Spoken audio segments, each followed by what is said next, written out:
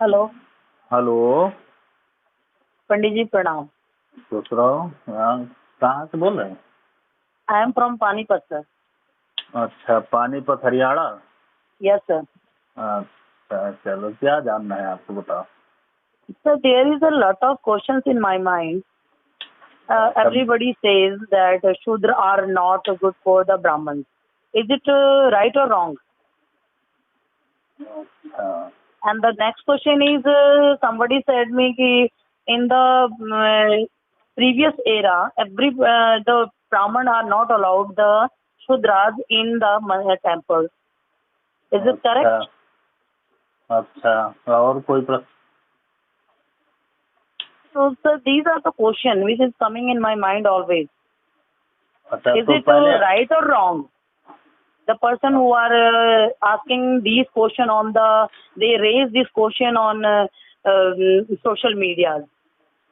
I am also a Brahmin, and I don't think that a person is Shudra and they belong with not a good community. We don't talk to them. I always sit with them. I eat the food with them. If I don't think that they are Shudra, is it possible in history? अच्छा, हो गए। हाँ जी। अच्छा, आप जानना ये चाह रही हो, है ना, हाँ जी। क्योंकि इंग्लिश जितना हम समझ पा रहे हैं उसके हाँ हिसाब जी। से, है ना, कि आप जानना ये चाह रही हो कि क्या ब्राह्मण शूद्रों को मंदिरों में प्रवेश करने से वर्जित करते थे, मंदिरों में प्रवेश नहीं होने देते थे, Yes, yes, quite right. है ना? और आप Yes. ये जानना चाहती हो कि क्या शूद्र अछूत होते हैं? शूद्रों को पढ़ने के लिए अधिकार नहीं था, शूद्रों को शास्त्र, हाँ। वेद, पूजा पद्धति, यही जानना चाहती हो ना? Yeah. और शूद्र कौन होते हैं? शूद्र Yes. माने कौन होते हैं? What do you mean कैसे by the होते हैं?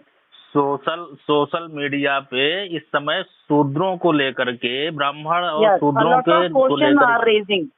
हाँ, बहुत सारे प्रश्न किए जा रहे हैं ना, बहुत सारे जो है टीका टिप्पणियां Yes. होती रहती हैं ना, Mm-hmm. यही प्रश्न है ना? Yes, sir. तो पहले तो आप ये जान लो कि शूद्र कौन होता है ना? Mm-hmm. शूद्र जैसे शास्त्रों में लिखा गया है कि जन्मते शूद्रः। तो जन्म से तो प्रत्येक व्यक्ति शूद्र होता है। शूद्र ब्राह्मण भी है, वो भी जन्म लिया तो शूद्र लिया, क्षत्रिय है वो भी जन्म हुआ तो शूद्र के रूप में हुआ, है ना? वैश्य है वो भी शूद्र के रूप में हुआ। तो जो जन्म हुआ तो उस समय तो सारे व्यक्ति शूद्र होते हैं, उनके अंदर ना संस्कार है, ना शिक्षा है, ना कोई कुछ है, वो तो एक जैसा व्यक्ति का जन्म हुआ तो वैसा वो है ना? इसके बाद उस पे जैसे संस्कार उसके बढ़ते जाते हैं, जैसे उसके कर्म बनते जाते हैं, तो कर्म प्रधान विश्व रचि राखा। व्यक्ति की पहचान किस चीज से होती है? उसके कर्म के आधार पे आप क्या करती हो? I am a teacher. अच्छा, आप टीचर हो तो Yes. आपको अधिकांश लोग आपकी जाति के आधार पर पुकारते हैं कि आपको मास्टर साहब कह देते हैं? मास्टर साहब, टीचर, है Yes, ना? yes, master साहब. They called me है ना? as a master. Yes. हाँ, माने जो पहचान है अननोन पर्सन, जो आपकी न तो आपके जात से उसको लेना देना है, ना आपके वंश से लेना देना है, ना आप कहाँ के हो, जो आपके कार्य क्षेत्र से जुड़ा व्यक्ति है, कर्म क्षेत्र से जुड़ा व्यक्ति है, जिन बच्चों को आप पढ़ा रही हो, उनके अभिभावक जब आपसे मुखातिब होते हैं, आपसे वार्ता करते हैं, मिलते हैं, तो वो आपको किस संबोधन से पुकारते हैं? मैडम। मैडम से। मैडम माने इंग्लिश में मैडम हो गया, उसका भावार्थ यही होगा कि वो आपको मास्टर मान रहे हैं, टीचर मान रहे हैं, है ना?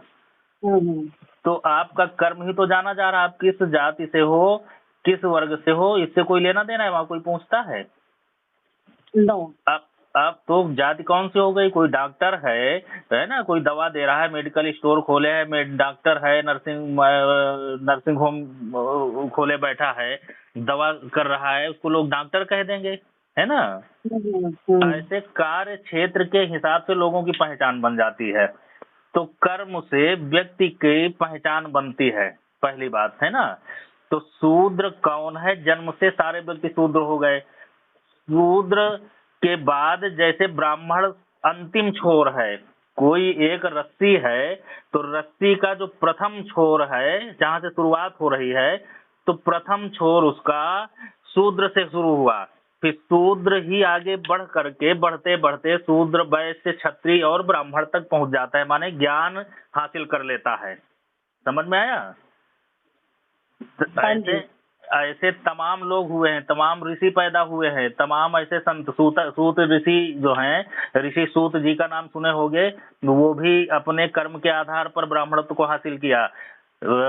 विश्वामित्र को सब लोग जानते हैं क्षत्रिय वर्ण से, लेकिन उन्होंने अपने कर्म के आधार पर, साधना के और ज्ञान के आधार पर ब्राह्मणत्व को, ब्रह्म ऋषि का पद हासिल किया। ऐसे बहुत सारे लोग हुए हैं, है ना, जो अपने कर्म के आधार पर, और बहुत ऐसे सारे लोग हुए हैं जैसे द्रविड़ ब्राह्मण थे, है ना, और शक ब्राह्मण थे, और जो चीनी आज कह देती हो, चीनी भी एक विशेष पहचान थी, है ना, वर्ग की, समाज की, चीनी। हाँ जी। ऐसे तमाम ऐसे लोग थे, तो जो जिनके संस्कार मेंटेन नहीं रख पाए, आज वो शूद्रत्व को प्राप्त हो गए, है ना, आज उनको लोग छोटे उस पे मानते हैं। अब ये किस लिए? क्योंकि उनमें संस्कार नहीं बचे। जिसका संस्कार खत्म हो जाए, संस्कार विहीन हो, ब्राह्मण है लेकिन उसमें संस्कार नहीं है, न तो उसमें ज्ञान है, न विवेक है, न खान पान शुद्ध है, न आचार है, न विचार है, तो वो किस काम का ब्राह्मण है? उसे शूद्र ही माना जाएगा, है ना। और अगर कोई शूद्र भी है और वो श्रेष्ठ है, तो संत रविदास जी नहीं थे क्या? सबरी नहीं थी क्या? ऐसे तमाम लोग हैं, अनंत ऋषि हैं, जो अपने कर्म के आधार पर पूजे जाते हैं, है ना। उनको ब्राह्मणों के घरों में देखो, उनकी फोटो लगा करके उनकी आरती की जाती है, पूजे जाते हैं, तो उनके कर्म की पहचान है ना, कर्म से। पहली बात है ना। दूसरी चीज तो ये तुम्हारा समझ में आ गया है कि जो संस्कार विहीन है, जो ईश्वर द्रोही है, जो भगवान का विरोधी है, जो सत्कर्मों का विरोधी है, वही शूद्र है। वो किसी भी वर्ण का हो सकता है, किसी भी जाति का हो सकता है। जाति यहाँ की बनाई हुई पहचान है। ईश्वर ने जाति नहीं बनाई, ईश्वर ने मानव बनाया। ईश्वर ने मनुष्य के रूप में उत्पत्ति की, कर्म के आधार पर ऋषियों ने वर्ण व्यवस्था कर दिया। जैसे आज सरकारी सर्विसों में है कि कोई ए ग्रेड है, कोई बी क्लास है, कोई सी क्लास, कोई डी क्लास, नौकरियों में भी बटा हुआ है। तो वही कर्म के आधार पर वर्ण व्यवस्था बनी, है ना। फिर व्यवस्था के आधार पर सरकारें जो आई, है ना, जो राजसी परिवार आए, नवाबी परिवार आए, फिर सत्ता आई, सरकारें आई, कांग्रेस ने कुछ बनाया, भाजपा ने कुछ बनाया, तो एससी, एसटी, दलित, हरिजन, फलाना ढिमाका, ये नाम देते चले गए। ये पहचान सब यहाँ की बनाई है। ये धर्म आधारित नहीं है, समाज की आधारित है ना। ये सामाजिक व्यवस्थाएं हैं, ये धार्मिक व्यवस्थाएं नहीं है। लेकिन लोग ये नहीं जान पाते कि सामाजिक कमी कौन सी है और धार्मिक व्यवस्था कौन सी है। तो समाज की कमियों को धर्म पे थोप देते हैं और धर्म को गाली देने लगते हैं, बदनाम करने लगते हैं। ये सोशल मीडिया में जो लोग हैं, इनको, अभी आपने देखा होगा एक वीडियो आया, प्रधानमंत्री ने कहा कि, है ना, प्रधानमंत्री का एक कोई वीडियो अभी उस पे चल रहा है ना, तमाम देखे होंगे कि उस पे तमाम बहुत सारे मीम बन रहे हैं और प्रधानमंत्री के ऊपर लोग टीका टिप्पणी कर रहे हैं। क्या कह रहे हैं? प्रधानमंत्री ने कहा क्या था कि हमारे शास्त्रों में ही जो अच्छी अच्छी चीजें हैं, उन चीजों को समाज में पहले पढ़ाया जाता। अब तो विद्यालयों से कोर्स भी हटा दिए जाते हैं, लेकिन तब पढ़ाया जाता था। लेकिन जो संस्कारवान परिवार हैं, तो भले स्कूल में न पढ़ाया जाए विद्यालय में, लेकिन उनके घरों में शास्त्र की पुस्तकें हैं तो पढ़ते हैं। तो प्रधानमंत्री क्योंकि धार्मिक है ना, प्रधानमंत्री को ज्ञान है, तो उन्होंने किसी विषय पर एक सुभाषितानी करके, जो अच्छे अच्छे ऋषियों के वाक्य हैं जो जीवन में उतारे जा सकते हैं, उन वाक्यों को संग्रहित करके एक पुस्तक है सुभाषितानी, है ना, माने अच्छे वाक्य, है ना, अच्छे वाक्य जो ऋषियों ने कहा जो जीवन में उतारे जाएं। उस श्लोक का, सुभाषितानी का एक श्लोक प्रधानमंत्री ने बोल दिया कि अंगेन गात्रम नयनेन वक्त्रम, है ना, यही कहा था ना, अंगेन गात्रम नयनेन वक्त्रम न्यायेन राज्यम लवणेन भोज्यम धर्मेण हीनम खल जीवितम च न राजते चंद्रमसा बिना निशा। अब इसका मतलब क्या होता है कि अंगों के बिना, माने हाथ और पांव के बिना शरीर जैसे होता है ना। उस शरीर का क्या मतलब जिसमें हाथ पैर न हो। नेत्रों के बिना चेहरा, न्याय व्यवस्था के बिना राज्य, नमक के बिना भोजन, धर्म एवं सदाचार के बिना, जिसका आचार्य विचार न हो, संस्कार न हो, तो मानव जीवन किस काम का है ना। हाँ जी। तो ये इनकी शोभा क्या है?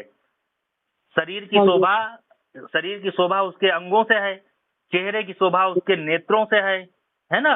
राजा की शोभा उसके न्याय व्यवस्था से है।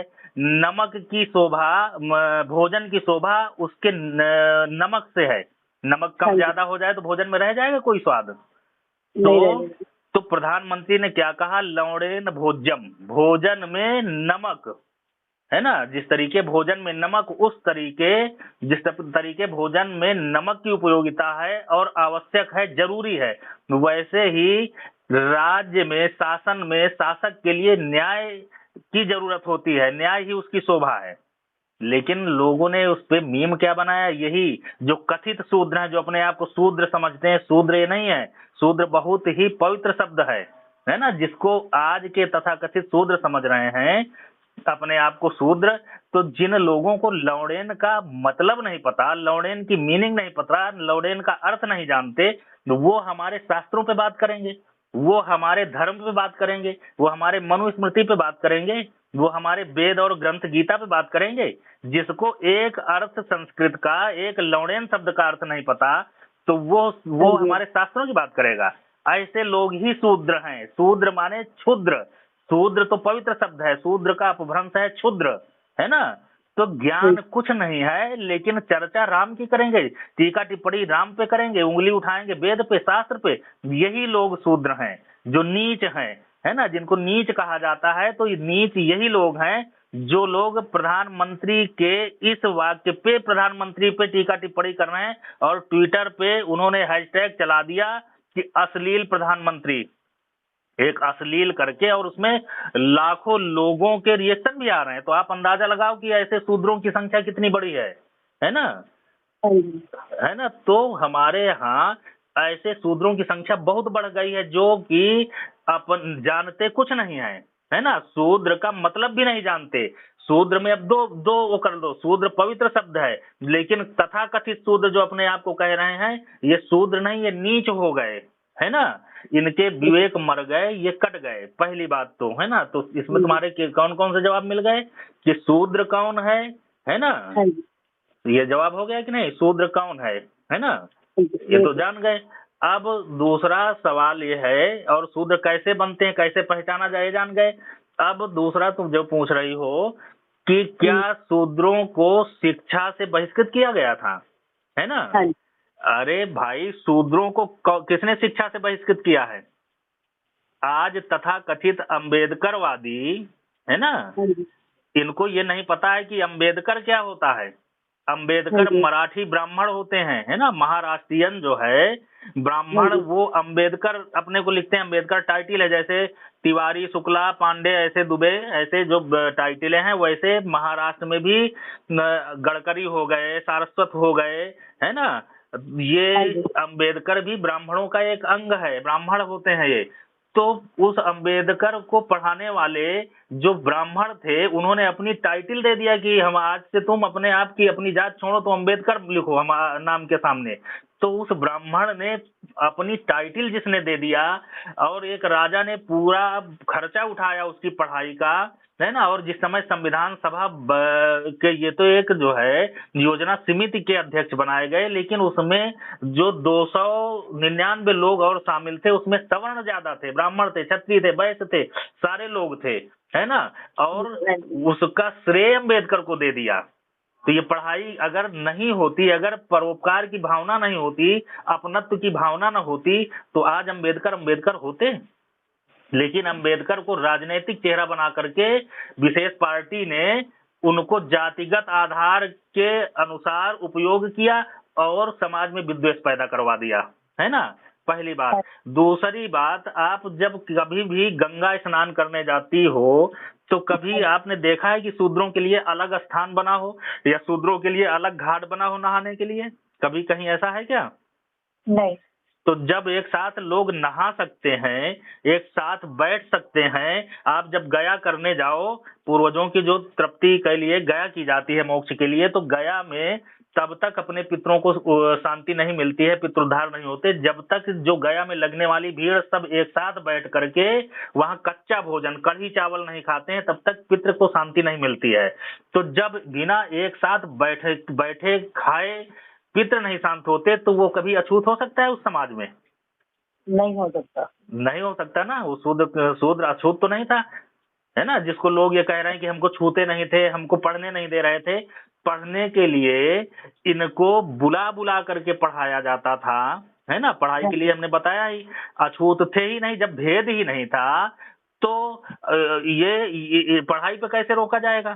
तमाम ऐसे ऋषि हुए, तमाम ऐसे संत हुए जो इसी वर्ग से थे और बड़े बड़े शास्त्र लिख के चले गए। आप विशेष हम नाम नहीं लेना चाहते हैं उन ऋषियों के, लेकिन बहुत बड़े बड़े शास्त्र जो लिखे गए विशेष वर्ग से, है ना, निकल करके आए और बड़े बड़े ग्रंथ लिख के चले गए। आज उन ग्रंथों को, आज क्या, शुरू से ही उन ग्रंथों को समाज, सनातन धर्म, हिंदू धर्म के लोग, सनातन धर्मावलंबी उनको ग्रंथ मान करके उन्हीं का पाठ और उन्हीं की पूजा करते हैं, इन्हीं लोगों के, है ना। तो अब बताओ, जो ग्रंथ लिख रहा है उसको बिना पढ़ने का अधिकार दिए वो विद्वान हो गया है? दूसरा उत्तर हो गया तुम्हारा, है ना। तीसरा, आप ये कह रहे हो कि आप मंदिरों में इनको प्रवेश नहीं दिया जाता था। हाँ जी। अच्छा भैया, मंदिर में प्रवेश किसने रोका था? मंदिर तो बिना इनके अधूरा होता था, है ना। मंदिर तो वो एक मंदिर का विशेष अंग है ये, इनके बिना मंदिर के कोई कार्य चलते थे? और मंदिर तो सब लोगों से मिल करके बना है। कोई पूजा कर रहा होगा, कोई माला बेच रहा होगा, कोई साफ सफाई कर रहा होगा, कोई मंदिर तो सबका है ना। अब मंदिर पे जाने से रोका किसने? तो ये सामाजिक व्यवस्था नहीं देख रहे हैं, ये धर्म में कमी ढूंढ रहे हैं। मंदिर जब मुगल कालीन शासन आया, है ना, जब बुद्धिस्ट आए, उनके पहले बुद्ध आए, तो बुद्धिस्ट भी हिंदू विरोधी हो गए। तो बौद्धों का भी शासन हमारे यहाँ बौद्धों का भी रहा। तो जो धर्म विरोधी लोग थे वही तो बुद्ध बने थे, बौद्ध अनुयायी बने, जो सनातन धर्म के विरोधी थे तो वो बौद्ध बने। और जब बौद्ध बने, उनका साम्राज्य रहा। अब जब अशोक महान जिसको कहा जाता है, अशोक जैसा राजा अपनी बेटे और बेटी को जो धर्म के प्रचार में, बौद्ध धर्म के प्रचार में लगा दे और राज्य का सारा कोष लगा दे, तो आप समझो कि वो सनातन धर्म के किसी व्यक्ति को स्वतंत्र छोड़ेगा पूजा करने के लिए? Hello hello hello hello hello, आवाज नहीं आ रही क्या? आ रही है पंडित जी, सुन रही हूँ। अच्छा, तो वो छोड़ेगा क्या किसी को? नहीं। वो तो एक तरह से आदेश जारी कर दिया कि जिसको मानना है तो वो बौद्ध को माने, बौद्ध धर्म का अनुसरण करे। और अगर जिसको हिंदू धर्म में रह करके और भगवान की पूजा करना है, मंदिरों में जाना है, तो उसने कर निर्धारित कर दिया, है ना, कि मंदिरों में जाना है तो पैसा चाहिए, राजकोष के लिए टैक्स चाहिए, है ना। तो जो व्यक्ति संपन्न था, है ना, उसके पास सक्षम था, वहन कर सकता था, वो मंदिरों में जाता रहा, पूजा करता रहा। अब जिनके पास पैसा नहीं है, गरीब हैं, तो वो बेचारे मंदिरों में कैसे जाएंगे? नहीं जा पाए, है ना। तो जब मंदिरों में नहीं गए तो मंदिरों में जाने से किसने रोका तुमको? सरकारी व्यवस्था ने रोका कि नहीं? उस समय की सत्ता ने रोका कि नहीं? ये बुद्ध के समय पे हुआ। हाँ, ये बुद्ध के समय में हुआ कि जो गरीब लोग थे तो वो बेचारे मंदिर में नहीं जा पा रहे थे। तो मंदिर से रोका किसने? वो उस समय के शासन व्यवस्था ने। और तुमने दोष किसको दे दिया? पुजारी को, पंडित को दे दिया दोष, धार्मिक दोष बना दिया। अब उसके बाद, बुद्ध के बाद, अब ये बुद्ध बने कौन थे? यही धर्म विरोधी लोग, जो सनातन से धर्म विरोधी थे, वही बुद्धिस्ट बन गए। वो लूट मार और दुनिया के दंड फंद से सत्ता हासिल करना, संपन्न हो जाना, फिर अपने अपने नियम कानून बना करके फिर जो है सनातन पे टीका टिप्पणी करना, सनातन पे तमाम गलतियां निकाल करके उसे बदनाम करना, ये होता रहा। इसके बाद उसी में बुद्धिस्टों में ही भी फिर एक कोई आ गया मुसलमान, जो मुगल कालीन शासन का स्थापक बन गया, है ना। तो जब मुगल कालीन शासन आया तो तुमने जी। पढ़ा, इतिहास में पढ़ा कि उसमें तो जजिया कर लगाया जाता था, है ना। और उस मुगल कालीन शासन काल में जो इस्लाम में शामिल हुए, जो मुसलमान बने, वो अधिकांशतः बुद्ध ही थे, क्योंकि बुद्ध धर्म से कट गए थे सनातन धर्म से, तो उनको मुसलमान बनने में कितनी देर लगेगी। तो कोई भय से बना, कोई भूख से बना, कोई लालच से बना, तो वो एकदम से इस्लाम एकदम से उदय हुआ। और जब इस्लाम का शासन चला तो जजिया कर लगा दिया गया, मंदिर तोड़वाए जा रहे थे, जो बचे भी हाँ जिनको जी। जाना है तो और महंगा कर, बुद्ध से भी ज्यादा महंगा था मुस्लिम शासन काल में पूजा करना, मंदिर में जाना, है ना। हाँ जी। इतना तो पढ़े ही हो कि जजिया कर लगा था पूजा पद्धति पे, है ना, हाँ हिंदू जी। हाँ धर्म के जी। मंदिरों पे। तो अब हाँ जी। जजिया कर, जो जजिया नहीं दे पा रहा था, पूजा के लिए टैक्स नहीं दे पा रहा था, तो वो मंदिर कैसे जाएगा।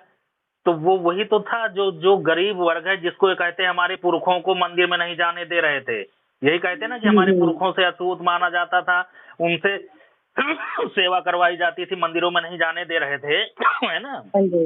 हाँ तो जी। कौन नहीं जाने दे रहा था।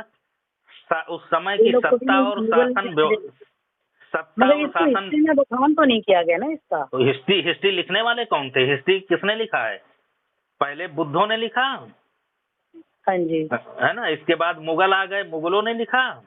इसके बाद कांग्रेस आ गई, तो कांग्रेस ने तो बुद्धिस्टों और मुगलों की ही जो मान्यताएं थी उसी को सरकारी संविधान बना दिया। तो अभी हिस्ट्री का संशोधन कहाँ हुआ, है ना। हाँ जी। उसके पहले आप प्राचीन इतिहास पे जाओ, आप वेद शास्त्रों पे जाओ, पौराणिक किताबों पे जाओ, तब आपको मिलेगा। चिंतन करो, अपने विवेक से चिंतन करो, सोचो, उनको पढ़ो। आप इतिहास में ढूंढोगे तो उसमें तो सनातन को, हिंदुत्व को बदनाम करने ही वाली चीजें इतिहास बन गई हैं, उसी को लिखा गया है। लेकिन आप चिंतन करके देखो ना कि मंदिर पे जो बैठा था उस समय की शासनिक व्यवस्था पे, तो जजिया कर लगा था, सरकारी कर लगा था, जो नहीं दे पा हाँ रहा जी। था गरीब वर्ग, जो गरीब वर्ग नहीं दे पा रहा था, तो मंदिर से वो बहिष्कृत हो गया।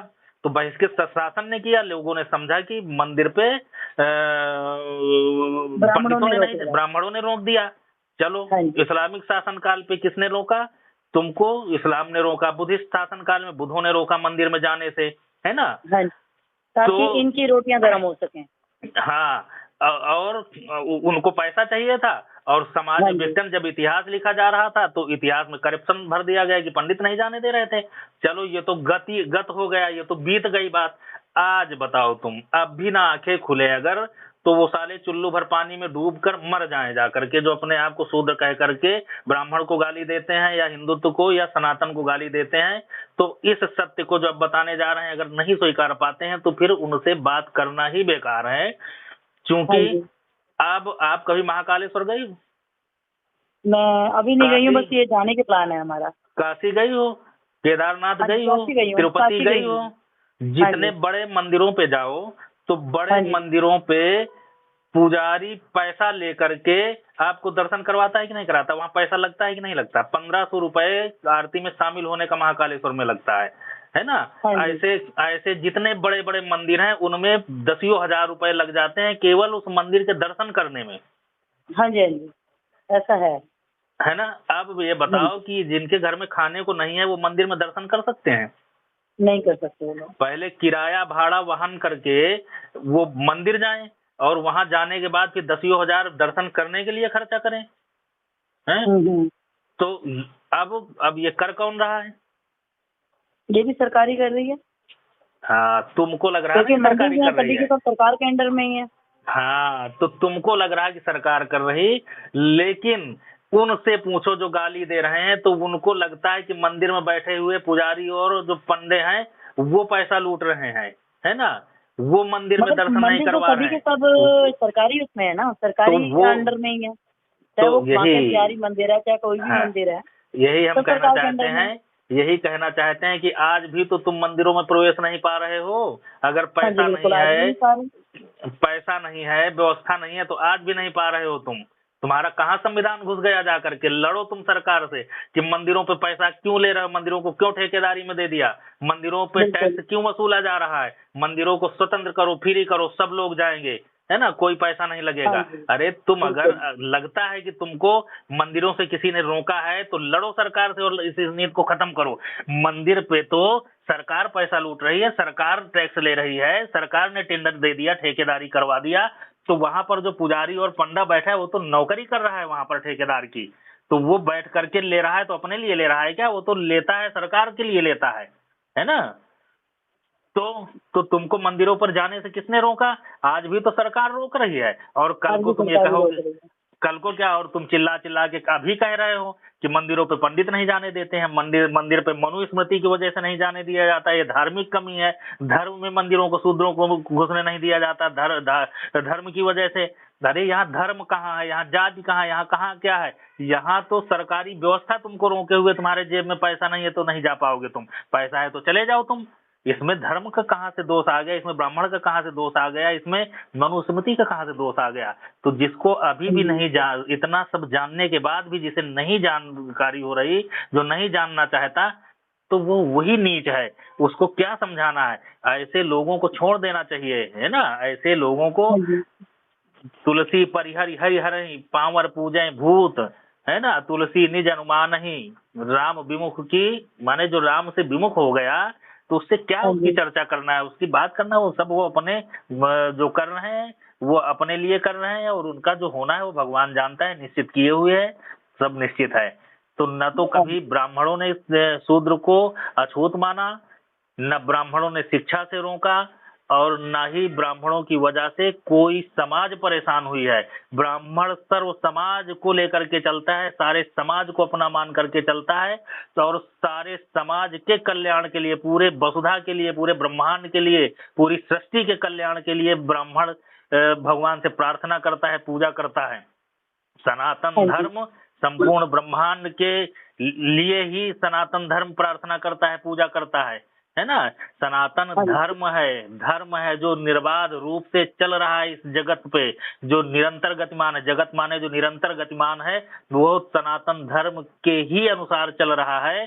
अब उस में जो ऐसी विकृतियां आती हैं, वो भी भगवान का दैव योग है। वो विकृतियां इसीलिए आती हैं कि कभी धर्म में अधर्म कुछ ज्यादा बड़ा दिखने लगता है, कभी अधर्म पे धर्म ज्यादा बड़ा दिखने लगता है, तो संतुलन होता है, प्रकृति का मनोरंजन है, चल रहा है। इनसे बड़े बड़े लोग आए हैं, यहाँ हिरण्याकश्यप आया, हिरण्याक्ष आया, रावण आया, तमाम लोग आए, कोई टिका क्या, है ना?